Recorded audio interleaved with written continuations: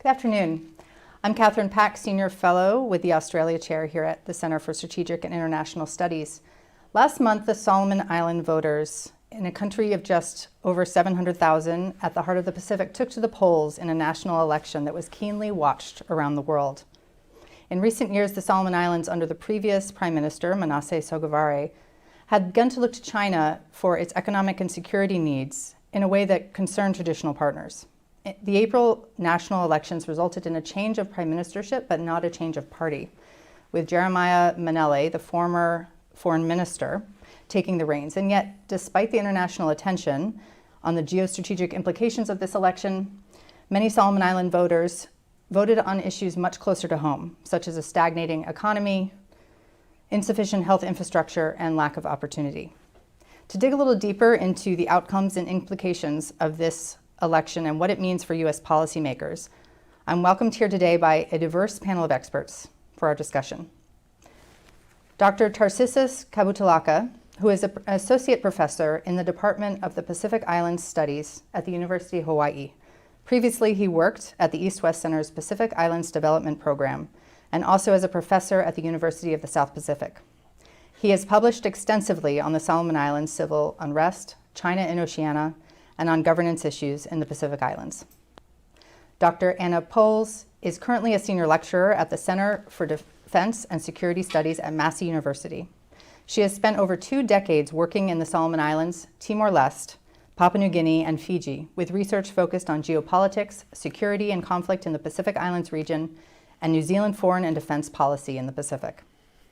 Dr. Alan Tidwell is a professor of the practice and director of the Center for Australia, New Zealand, and the Pacific Studies at Georgetown University. His areas of focus include Australian-American relations, smaller states of Oceania, and conflict resolution.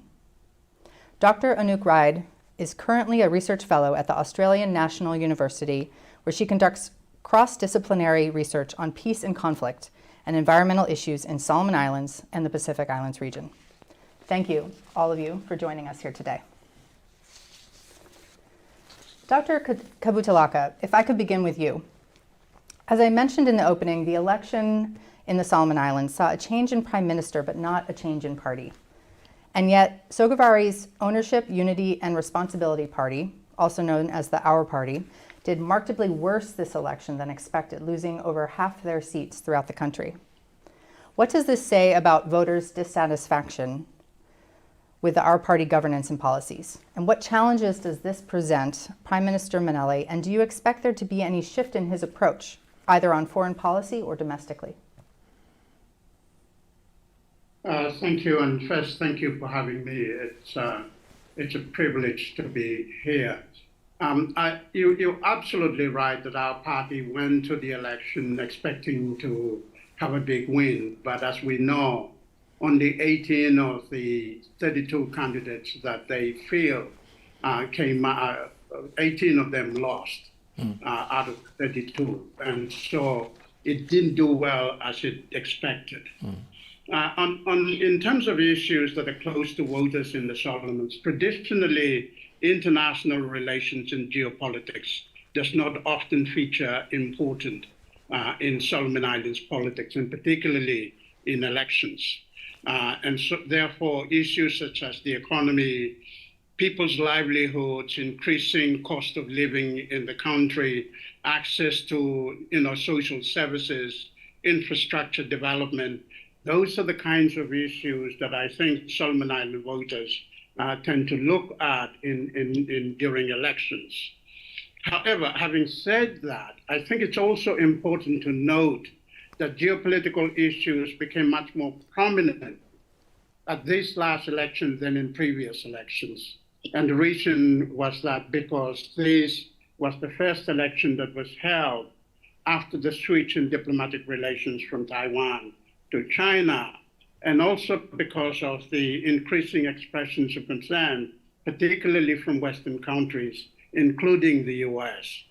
And because of that, a lot of that geopolitical discussions have been internalized and used in campaigns, whether they were influential in influencing voters is another issue altogether. I would think that it was an issue of discussion. It might have influenced the decision by some voters in the Solomons, but by and large, it's domestic issues that are more important to Solomon Islander voters. And with those, if I could follow up on that, with the domestic issues that are more important, given the loss of seats of the Our Party, how do you think the new Prime Minister is viewing his mandate then to essentially change the direction of some of the Our Party policies or not? So this government, as in previous government, is a coalition. And coalitions, as we know, in our experiences, not only in Solomon Islands, but in Papua New Guinea and Vanuatu as well, tend to be quite vulnerable politically, as members could potentially move to other political parties or to the opposition. And we've already seen that movement during the election. I think two of the parties that were with the CARE and the United Party shifted and voted for Manele as Prime Minister. So there's already shift in political party membership or alliances during the election. So Manele's concerns would be a number of things. First and foremost is keeping the coalition together and ensuring that he has a stable government in the next 4 years.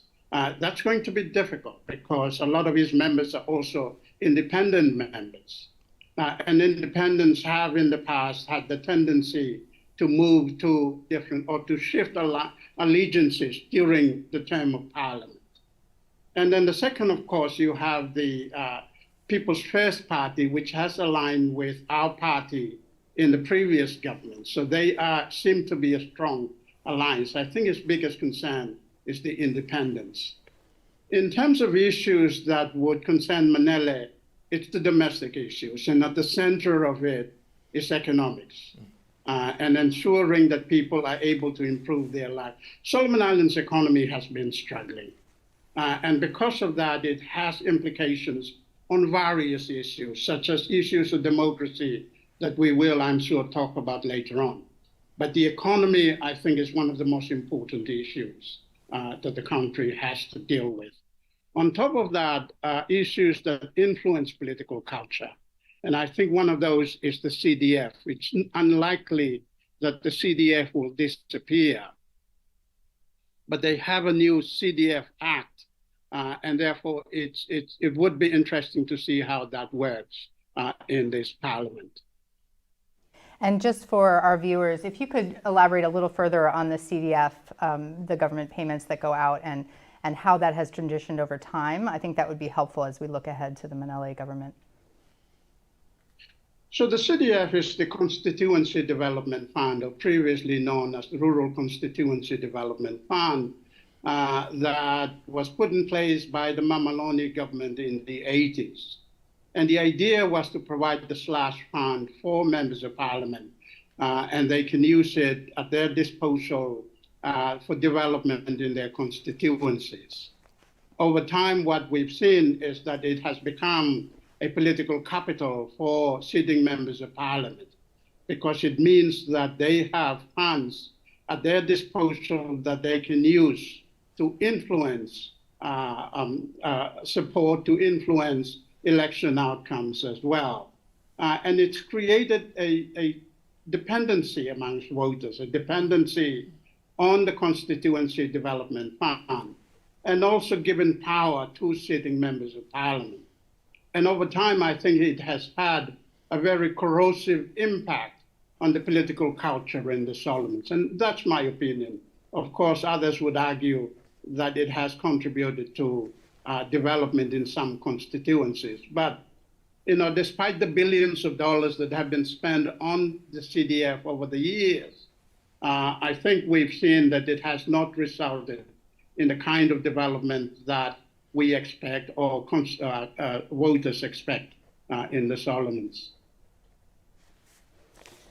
Thank you for that.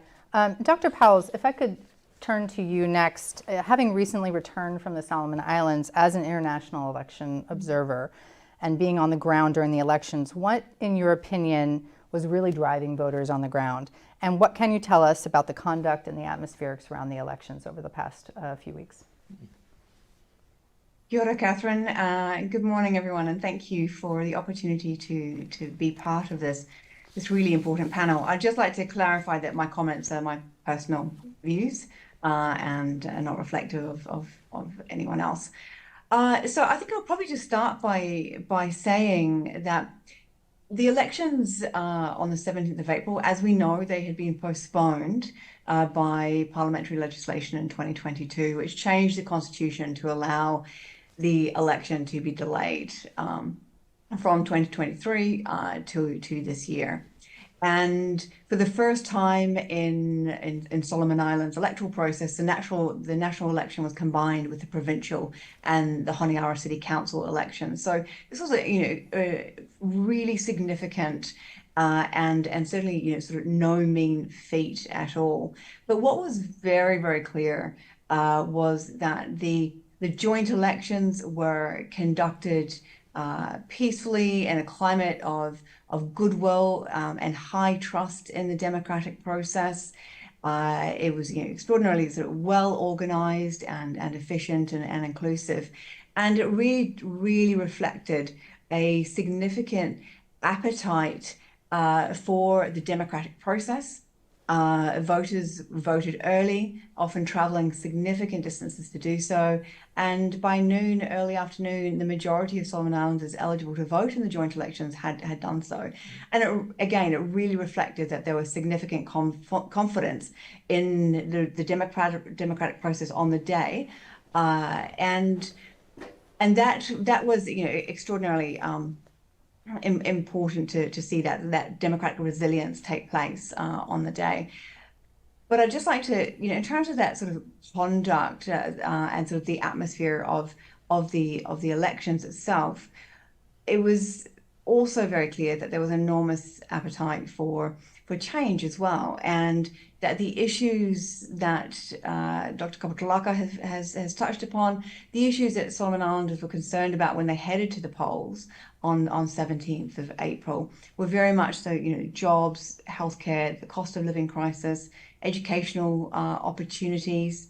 I mean, it's worth noting, for instance, that roughly 70% of Solomon Islands population is under the age of 35. And each year, more than 15,000 job seekers and less than 4,000 new jobs are on the market each year. And so that's sort of broken down to around 7,500 school leavers entering the labor market each year.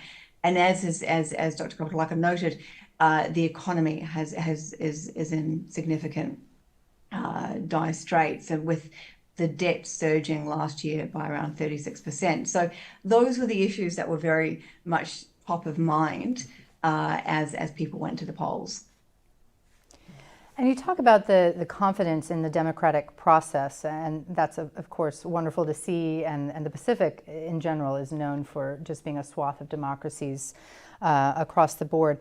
I wonder if you could speak a little, though, to that second part of the process that we know, that we also hear about, which is when the elected members convene on Honiara, and then there is sort of a private wheeling and dealing in order to decide on the prime ministership itself, which sometimes, at least from an outside view, seems a little less transparent and perhaps even a little less democratic in its potential outcomes. So could you speak a little bit to what Solomon Islanders, how they view that process and what they're thinking as that's going on? Well, I think probably on that question, I'd probably defer to CSIS in respect to that, and probably comment less on that particular aspect of the political process. Dr. Tarcisius, or Dr. Kabutaulaka, do you have any comments on that portion? First of all, I think Dr. Powell is absolutely right that Solomon Islanders are enthusiastic about participating in elections, and we know that there is usually a high turnover during election day, as we saw in the last election. But there are two elections in the Solomons. One is that 17th of April election, and the other one is the one that leads up to the election of the Prime Minister. And that's the part of Solomon Islands democracy that's often challenging. It is out of voters' hands. It is with the members of parliament. And it is also the part of the electoral process that is often vulnerable to influence, both from within as well as from outside of Parliament. And, you know, when negotiating for coalition partnership, trying to get members to join your group. And we know in the case of Solomon Islands, and we've seen it in Papua New Guinea as well, the establishment of what they call camps, in which, you know, members of particular coalitions are camped in hotels or in other parts of the country in the past, and try and entice other members to join them. Of course, there are often allegations of huge amounts of money being exchanged. I'm not privy to that, and I don't know if that is true, but of course, there are always allegations of that. And those providing that kind of resources, I think, allegedly both within Parliament as well as outside. And so that's a part of the electoral process that leads up to the election of the Prime Minister that perhaps, you know, needs examination in the future. Dr. Tidwell, if I could turn to you next. Bring it back to a U.S. perspective for a lot of our D.C. watchers that I'm sure are online right now. The U.S. has significantly ramped up its engagement in the Pacific over the past few years, but efforts in the Solomon Islands in general have tended to stagnate quite a bit and struggled to gain traction. How is the U.S. government, in your opinion, looking at next steps post-election? Both considering that a new prime minister may offer some new opportunity for engagement, and yet also acknowledging that the previous foreign minister, Manele, now prime minister, is likely to maintain the Solomon Islands' deepening relationship with China. Well, thank you very much for the opportunity, Kathryn, and it's great to be here with my colleagues across the sea. And you know, the U.S. Its outreach to Solomon Islands is really ramping up, but it's ramping up from a very, very distant base. You know, 1993 was when we last had an embassy or a facility in Honiara. We've had a consular agent in Honiara for years, but of course she was acting, you know, with not much direction. So the diplomatic relations have been governed out of Papua New Guinea, and happily the new ambassador has been appointed to the Embassy of Papua New Guinea, and she's also, of course, delegated to Solomon Islands, and that's Anne-Marie Yastashuk, and she's thrilled to be there, but I think she has her work cut out for her. So, you know, the president announced in 2022 at the White House meeting of Pacific leaders the promotion of the Peace Corps back to Pacific Island countries. The Peace Corps have not been able to really make that happen yet, and sometimes one could look at that and put it on the Peace Corps, but I think that the government in Solomon Islands has played a role in this as well. I think we haven't been able to advance the discussions between Honiara and Washington and getting the Peace Corps deployed to Solomon Islands. And that's kind of indicative of where we are. I mean, the conversations, I think, have been very slow. Establishing the new embassy in Honiara took a tremendous effort, and the charge there did a fantastic job. You know, he was there working out of a hotel, setting up the embassy, and you know, did the hard yards there. But now it's time to deliver. The new government does present some opportunities. I mean, one, Anne-Marie knows Manele. She posted a photograph the other day, in fact, of she and the new prime minister in a conversation when he was foreign minister. So they've had an opportunity to meet already in the past. She's looking forward to going to Honiara and talking to the prime minister in the near future. Some others have got there before the United States. The Chinese, the Australians, and the New Zealanders, for instance, have all met with the prime minister before the United States. But then again, they're larger development partners, and so they have perhaps deeper interest in engaging with their development partners than the United States. So Anne-Marie's got her work cut out for her, and happily Anne-Marie's background is with USAID. She's a development professional. So I think she brings to the table some particular skills and a skill set that will go over well and Honiara. Part of this is also imagining what you can do. And I think that's another big challenge for the United States, and trying to understand what are the needs in Solomon Islands. What can the United States do to try to address some of those needs? As Tara and Anna have both mentioned, the economy is in dire straits. So the United States should be looking to what can we do to help support the Solomon Islands economy. And I know that the ambassador, the Solomon Island ambassador here in the United States, has raised the issue of the GSP, the Generalized System of Preferences.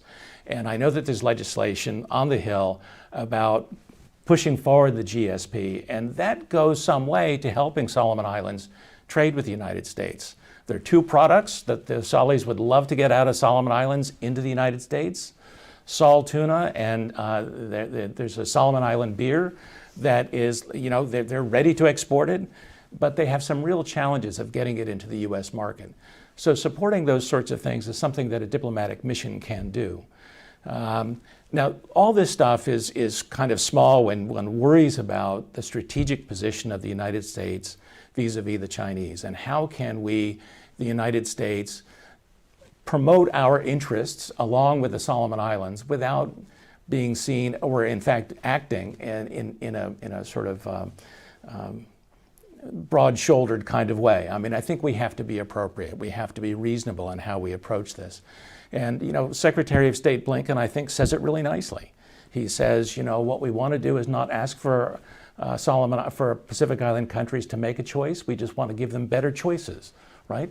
And so the United States has to think deep and hard about what those better choices might be.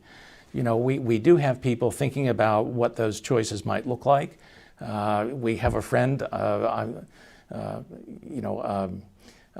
Natuzzi, who's talked about health and health diplomacy, and I know that Mrs. Radewagen from American Samoa is interested in promoting Pacific health diplomacy. And so this is something that we might think seriously about. Solomon Islands has some real challenges over the provision of health care to its citizens. It's true in many parts of the Pacific, but Solis in particular has some outstanding issues there. And if the United States could help the Solomon Islands resolve some of those issues for its citizens, I think we would, one, do good work by virtue of our friends in the Solomon Islands, and secondly, I think we would also advance American interests by demonstrating that we're good friends. Thank you for that. Dr. Ride, if I could turn to you next. The Solomon Islands elections have often resulted in rioting and civil unrest historically, but yet thus far, this election cycle has seemed relatively peaceful. How do you view this outcome, and how are you considering other indicators of democracy and good governance currently in the Solomon Islands? Thank you, Kathryn, and thank you, CSIS, for organizing this fascinating discussion. Okay, so I've previously done some research on riots in the Pacific, and they do tend to happen around times of political transition. So elections, but also calls for prime ministers to step down, which can be quite common also in Solomons. Now, the previous speakers have outlined that the current government only actually got 24% of people in Solomons voted for our party in the current government. So they drew together a government with independents, but we can see also that they're going to be facing a strong opposition. There's a former prime minister in the opposition, Gordon Dasililo, as well as two very popular politicians, Matthew Wale and Peter Kenlaria, in the opposition. So they're going to have a time when they're being questioned constantly about their progress on their policy and decisions. Now, so even though we saw a peaceful election, as Dr. Powles pointed out, which I think is in large part due to the good work by the Solomon Islands Electoral Commission, the police, and also community leaders, working together really well to ensure that that election was held peacefully. But I think we face broader threats to democracy. And if I can go back a little bit to also what Dr. Tidwell's talking about, imagining what the United States can do.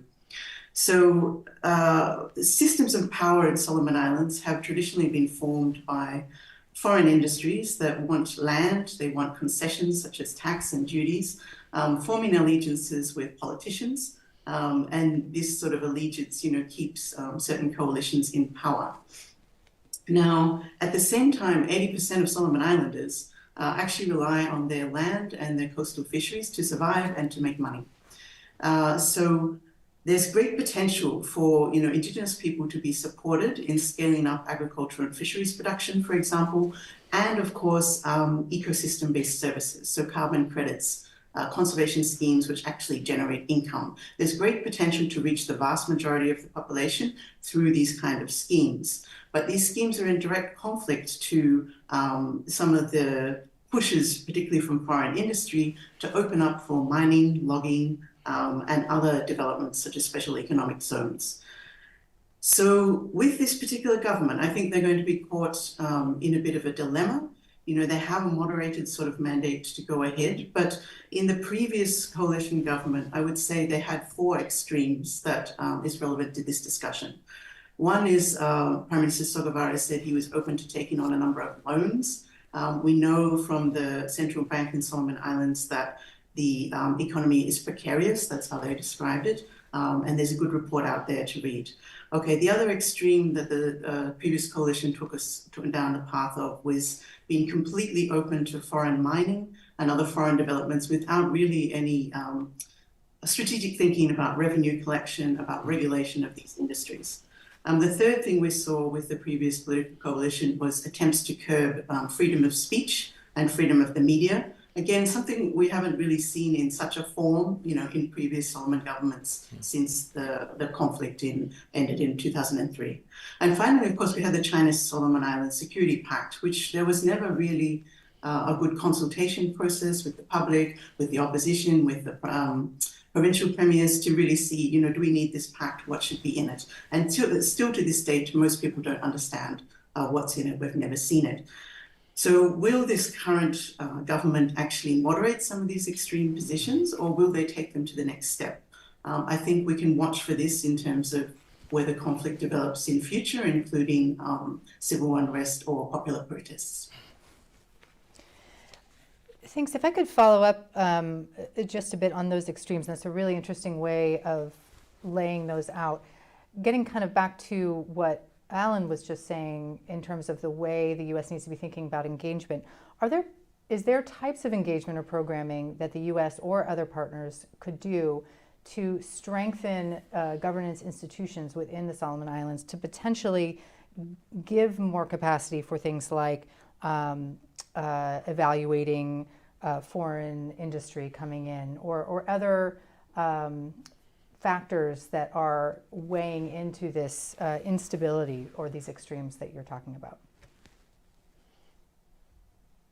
Yes, absolutely. So, one of the things I often say in a development context is the panacea to most of Solomon Islands' problems actually is Indigenous rights.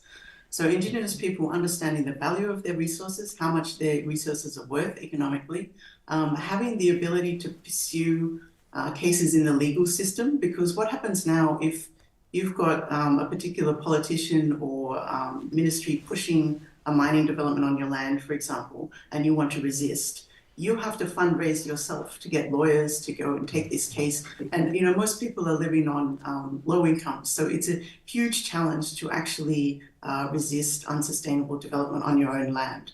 So there's things that can be added to contribute to Indigenous rights. One is knowledge about the value of their resources. The second is access to legal resources, often being networked with other organizations, for example, environmental NGOs in other countries that can assist with strategies to handle these kinds of issues. These are very useful things to add on. And then, of course, actually reducing some of the barriers that local groups have and local companies have to scaling up production so that they can export to other countries. And if I could follow up with one more question and perhaps go out to others as well on this one.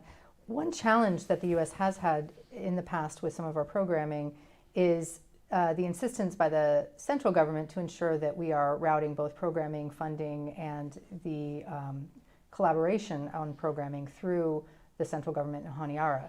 But it sounds like a lot of these challenges could be best met out in specific locations and with provincial governments. How do you see the U.S. approaching that challenge? And is this something that we can possibly do through the main federal government in Honiara?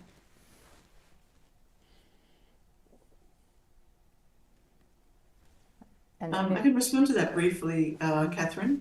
In that, I've been saying for a long time, probably 10 years, that there's different levels of agency and decision making.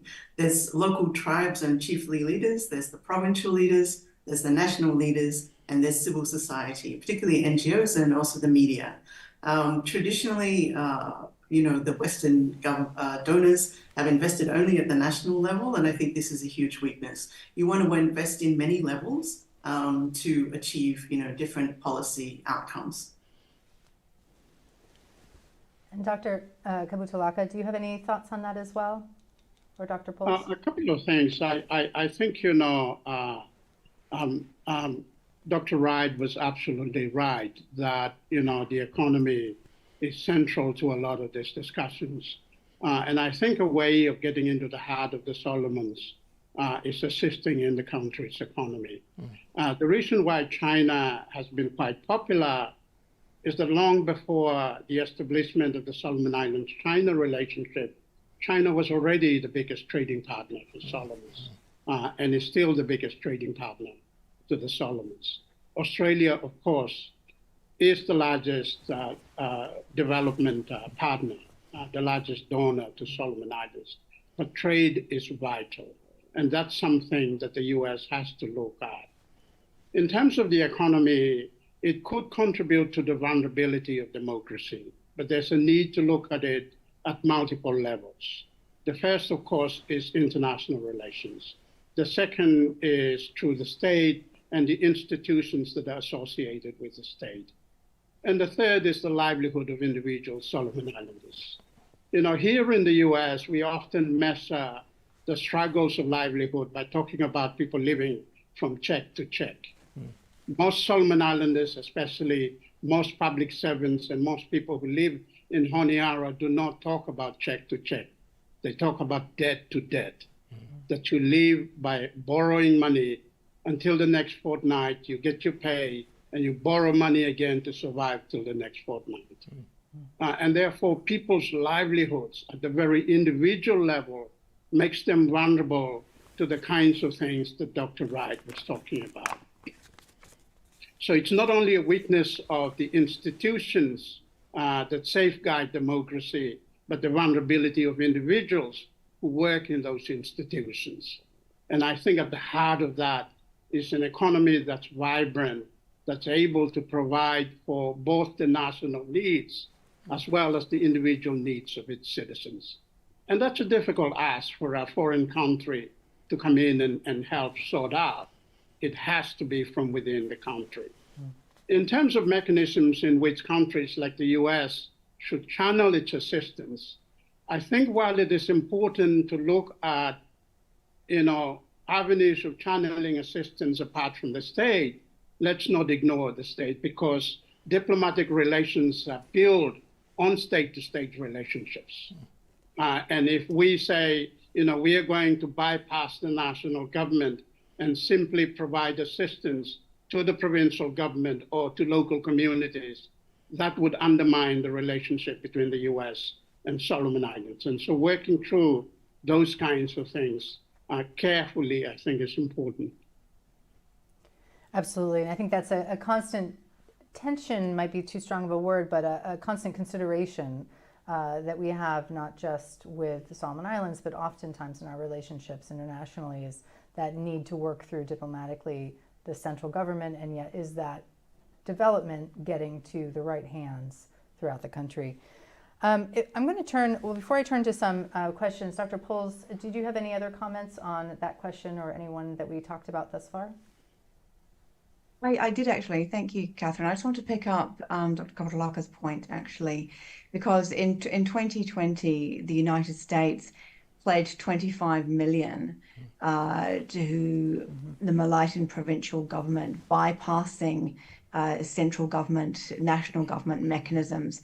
And that was quite destabilizing at the time. It fed into a lot of sort of destabilizing narratives and exacerbated the divisions between Honiara and Malaita.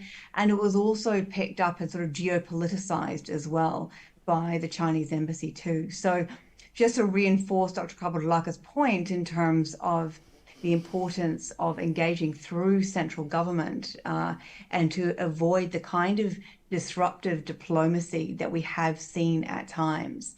And I think also just to add too that when we think about what can international partners such as the United States do, a really good place to start is actually with the Solomon Islands National Development Strategy, which focuses on two key areas of social and economic livelihoods. And there's the NDS identifies, the areas in which the economy needs to be grown, including through trade as well. And so those documents are there for partners to engage with. Thank you. Really good point on diplomatic nuances that can be capitalized in ways that actually are ineffective towards the efforts that we're trying to achieve. I'll go to a couple of our audience questions from Bill Duncan, an Army FAO and CSIS alumni. He says, for Dr. Kabutaulaka and Dr. Powles, but welcome the other two weighing in as well, we have seen Manasseh Sogavare vacate the premiership and remain in government before. Arguably, the popular support against him was stronger in 2017, and yet he was never truly out of power and reclaimed the top post in less than 18 months. How long will it take this time before Sogavare maneuvers himself into a fifth term as Prime Minister? For those that don't know, this was his fourth term that just finished. Or is there some reason to believe that it's different this time? Dr. Kabutaulaka, maybe I'll go to you first, and then to Dr. Powles and to the other two. Thank you. I think one of the reasons why Manele was nominated, apart from the fact that he's very capable and of course has had experience working both in government as well as in public service, I think one of the reasons was being able to attract the support of independents. And if we had had Sogavare as the candidate, maybe that would have been much more difficult. And so we now see Manele as Prime Minister. The question of how long before things change in government in the Solomons, one thing I've learned about Solomon Islands politics is that it's very dangerous to predict. And so now I'm not going to attempt to do that. But I could say that I would not be surprised, given past history, that if things change in the next 4 years. If that happens, then there is a likelihood, though, that the current GNUT government, as they call themselves, the Government for National Unity and Transformation, the coalition that they have, could potentially also crumble because the support that they have now is based on Manele's prime ministership.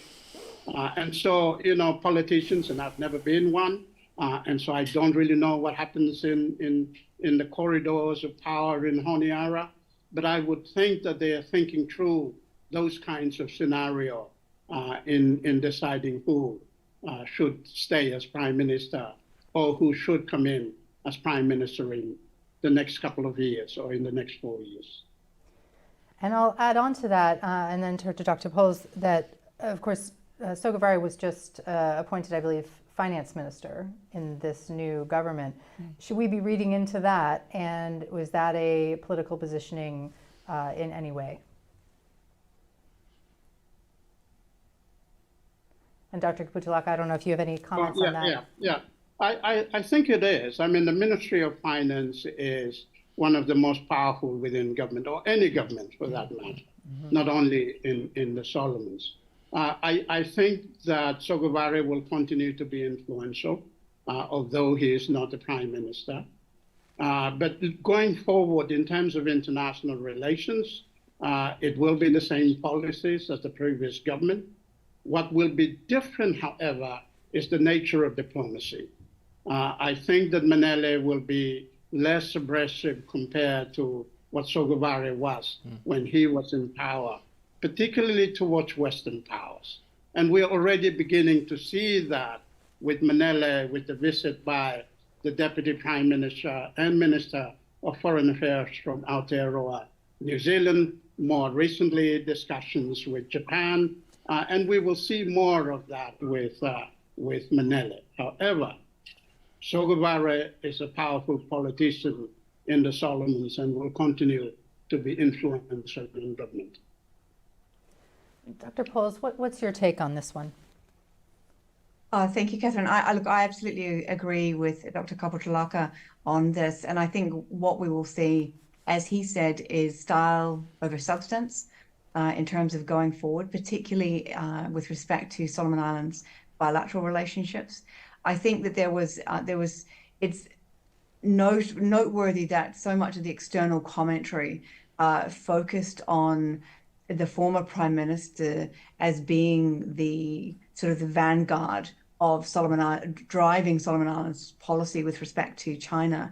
But it was notable that in the lead up to the elections, both two well-known opposition leaders both dialed back their statements with respect to throwing out the security deal with China and Solomon Islands, or switching recognition back to Taiwan. So there is a very strong recognition that China is a critical trading partner, a key economic partner for Solomon Islands. And so there is a reluctance to destabilize that relationship given the economic needs of Solomon Islands. So absolutely, I think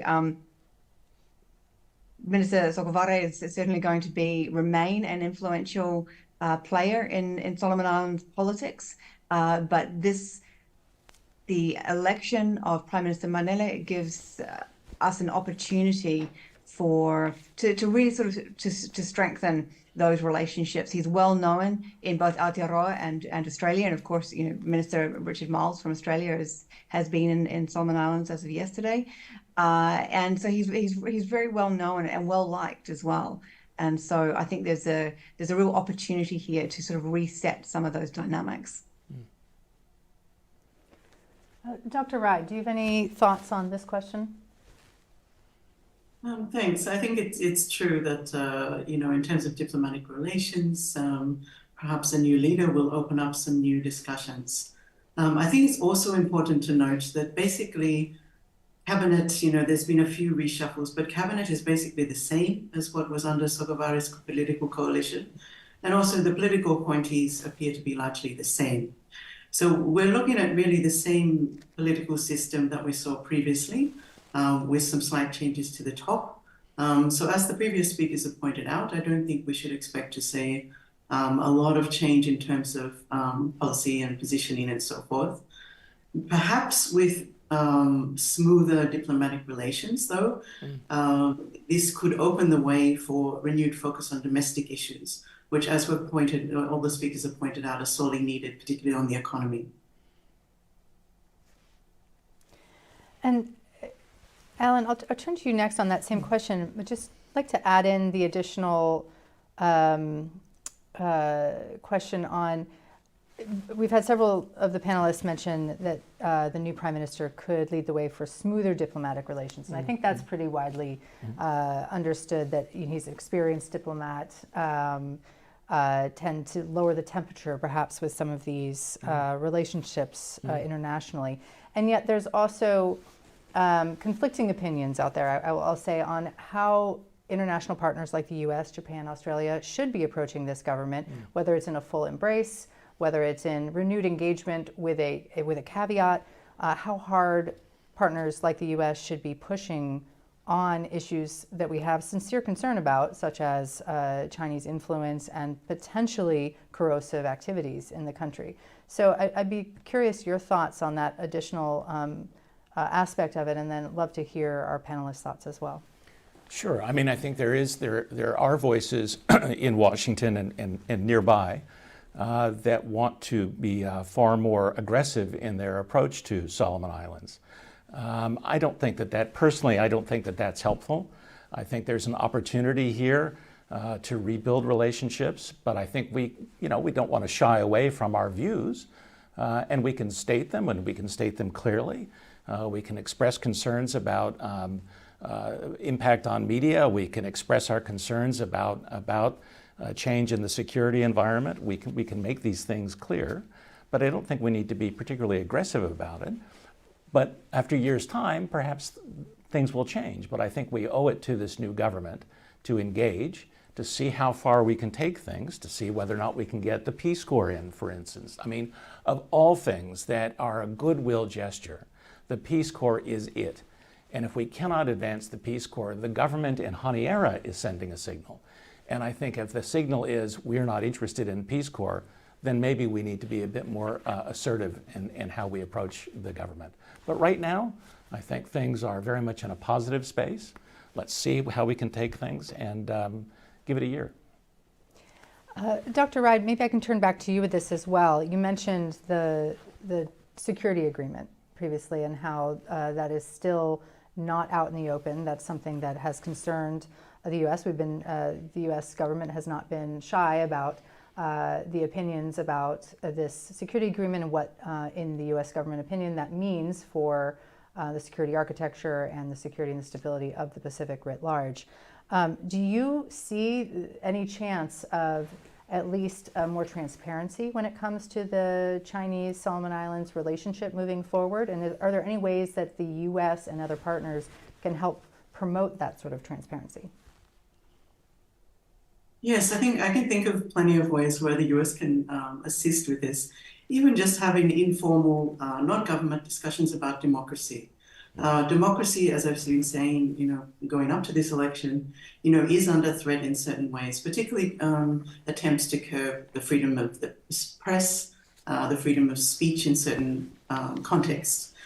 So what we need now is, all of the different parties that, make up democracy, whether that's, like village level meetings or, the media or women and youth networks, to be talking about the value of democracy and reminding people of the value of the democracy. Because like I always say, it's not perfect, but it sure beats the alternative.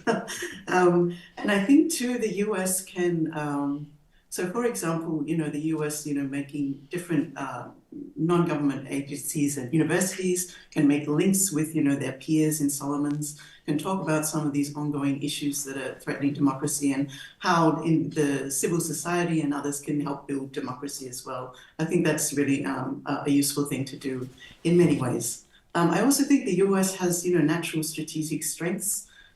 Technology is one, and technology is something that, civil society, for example, really needs support. How to manage trolls and misinformation and all of these things, in the online space, for example. So the US can play on its natural strengths of technology, also law, also democracy. It is one of the oldest democracies, and yes, like Solomon Islands democracy, very imperfect, but, we can have some useful discussions about advancing those issues. I think lastly, too, I think it's important to recognize that a lot of good work happens regionally through the Pacific Island Forum, through the crop agencies, there's a bunch of Pacific Island agencies.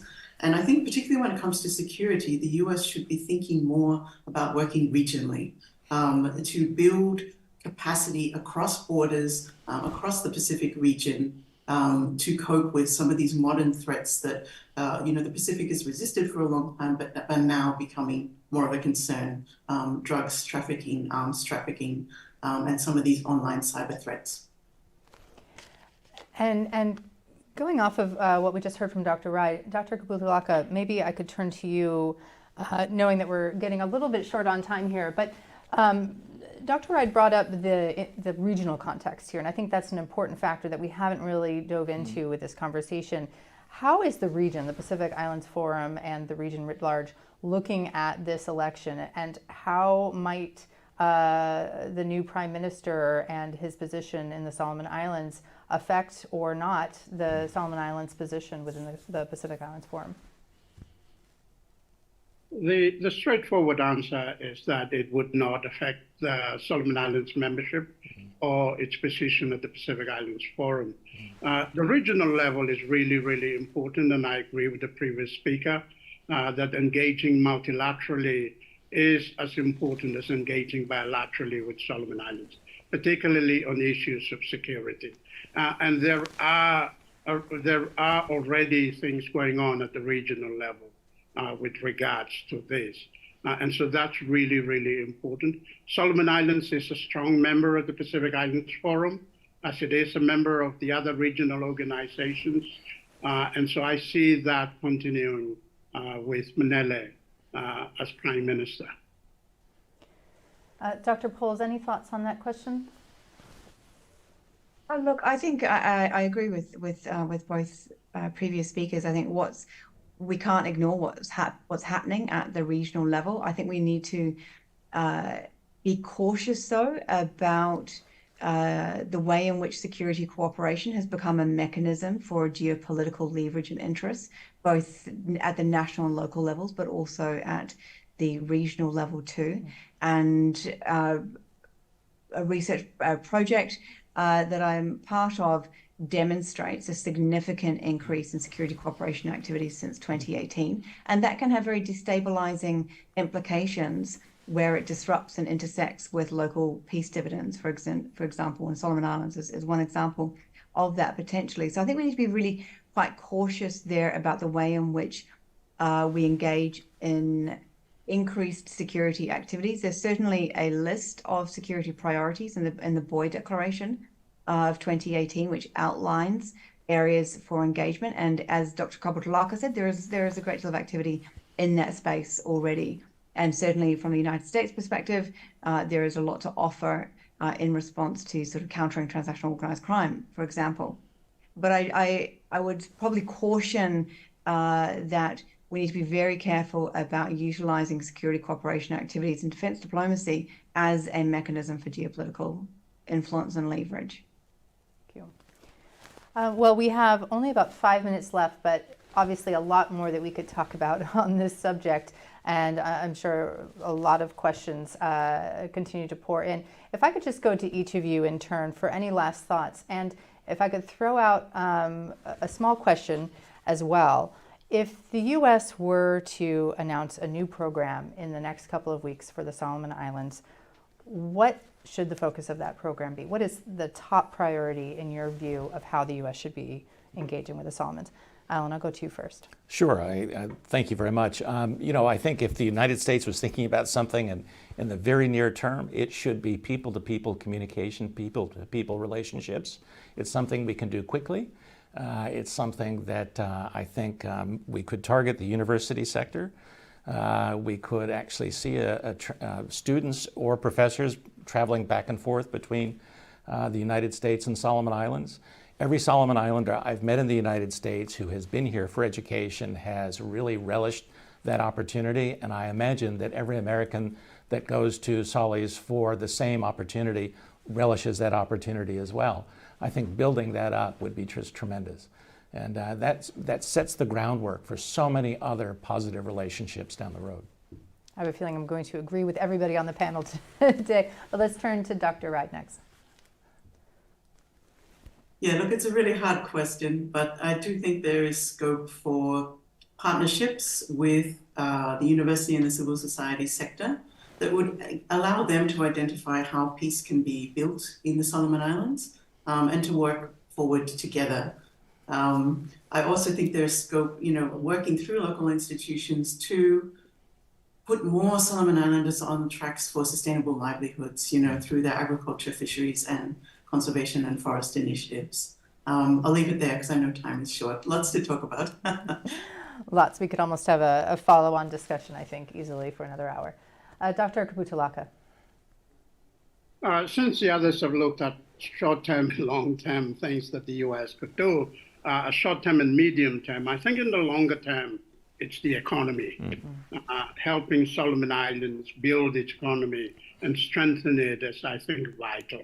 I come from the weather coast of Guadalcanal, which is pretty isolated, and we'd love Americans to come and visit us. I've had Peace Corps teachers growing up. But at the end of the day, I want to know what can we do together, Solomon Islands and the U.S., that will help my people improve their livelihood. Visiting us is good. Helping us beyond that, I think, is better. Building the foundations and then moving beyond that. Absolutely. And Dr. Powles, you can round us out on this conversation. Look, I agree with everyone. I think some relatively low-hanging fruit, to apologize for using that term, but scholarships. Increase the number of scholarships available to Solomon Islanders. And in the US, for example, UH has a great history of that. And also, this is something to pick up that Dr. Ride said, in terms of cybersecurity. I'm thinking in terms of democratic resilience down the track. Cybersecurity is an enormous issue. We saw that during the elections with the level of disinformation taking place. And that is something which does actually affect Solomon Islanders on a daily basis. So those are two potential areas, in addition to all the great suggestions we've heard. Well, thank you. That's just about time for us today here. This has been a fantastic discussion, and thank you to all our panelists for joining us. And thank you to our online audience as well. Thank you for joining CSIS today.